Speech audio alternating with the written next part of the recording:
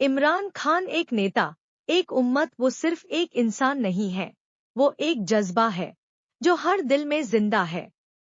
जब वो बोलता है तो सिर्फ लाहौर नहीं, सिंध के गांव, बलूचिस्तान के पहाड़, खैबर की घाटियां और पंजाब की जमीन भी सुनती है।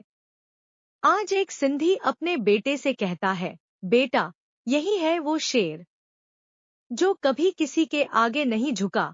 एक बलूच बुजुर्ग अपने हाथ उठाकर दुआ करता है, या अल्लाह, मेरे खान की हिफाजत करना। एक पख्तून नौजवान हाथ में झंडा उठाकर चिल्लाता है, हमारा लीडर कैद में है मगर सर झुका नहीं। एक पंजाबी किसान अपनी जमीन से मिट्टी उठाकर कहता है, इस मिट्टी ने उस जैसे बेटे बहुत कम देखे हैं। आज अगर खान जेल में है तो हर सूबा, हर ज़बान, हर रंग का इंसान उसके साथ खड़ा है।